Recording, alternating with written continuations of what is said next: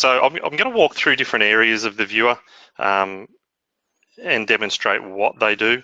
The first area that I'll just take you through is what's called the file taskbar. So all these different sections that we're about to view, they're all a part of the existing or the legacy web viewer. They've just been moved, basically, and some functionalities might look a little bit different. So I just wanted to go through them. So the file taskbar, as Lee referred to previously, the file being the digital manila folder, can be found down the left-hand side here. The different buttons on the taskbar, first of all, we've got the file tree at the top here, which we're all used to seeing. The next button down is the file search, which is where you can perform a search. I'm going to perform a search here with inside the same project that I'm in. So for example, I could open up this Rocky's Music invoice, and now I've actually got 2 invoices opened in my viewer. However, they are separate invoices. It's just for a reference sake. And then down the bottom here, we've got our file details, which we're all used to seeing and using. An important point to mention with the file details is the save button down the bottom here. So if I did need to make a change to one of these values, you'll notice the save button will go green. It's identified that, hey, Mr. User or Mrs. User, a change has been made and you need to commit that change. You need to press save. The thing to note with the save button is that as I scroll, the save button doesn't move. So it's now glued to the bottom of the file detail screen, which is great because that means that there's less chances of users not pressing save. Finally, down the bottom here, we've got our file notes where I could record a note.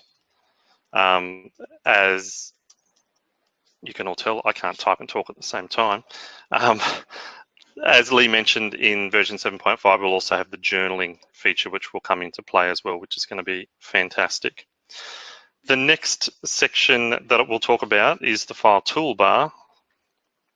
So the file toolbar is the bar across the top, which is the same place that it used to exist. Up the top here, we've got the opportunity to add documents to the file via upload.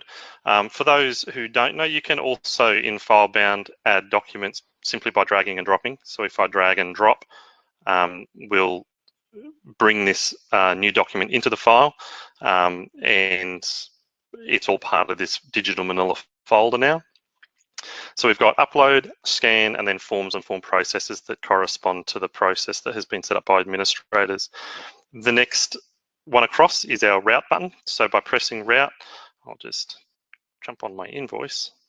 By pressing route, I can now choose to route an invoice down a predefined workflow that's available to me as a user. We have the option to download the current document. So I've just downloaded that invoice there. And obviously then I can go and do whatever it is that I need to do with that invoice. I can print the invoice and then share that invoice via link or via an email. And then there's a couple of options under more here. So I could open the file up in the Windows viewer. I can delete the document if I have permissions to do so, and I can split the screen in case I need to load up multiple documents in one view.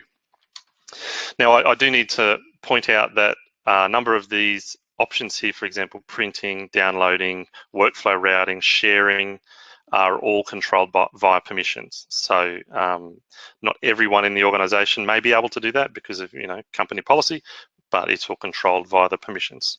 Okay, so the next area that we're going to look at is called the content toolbar. So this is, as you can see at the top of the document. These are pretty self-explanatory.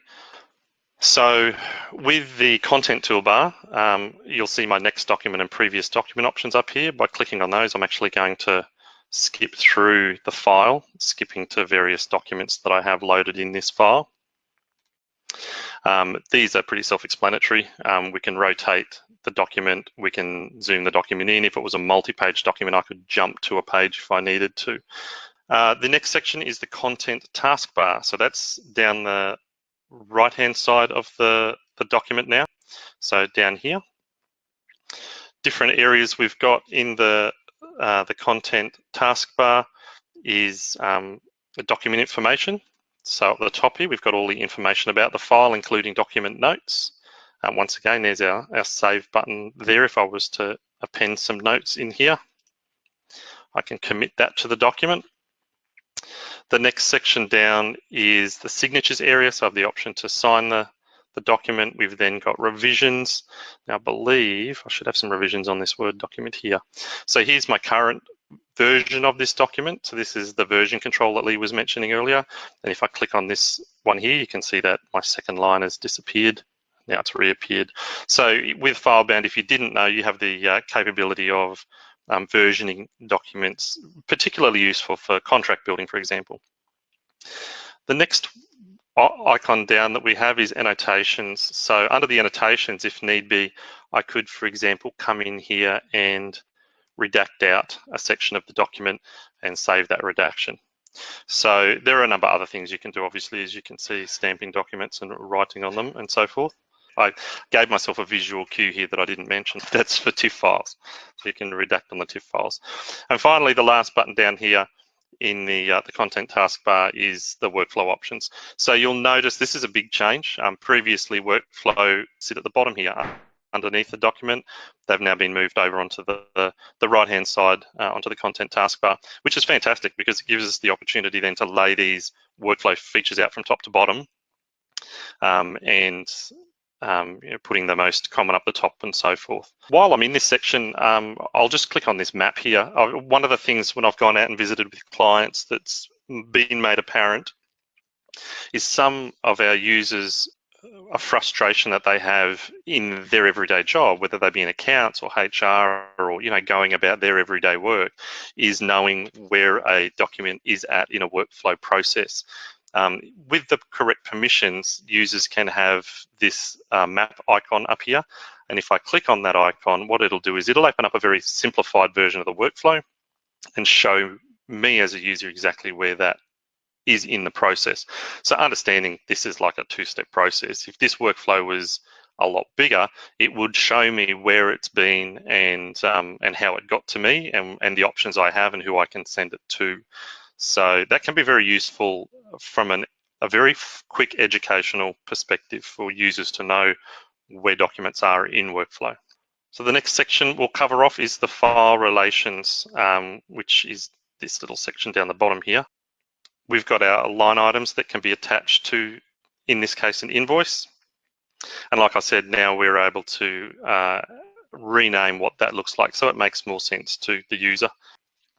Importantly, you've got the options to add lines and delete lines, and obviously commit changes or save changes as need be.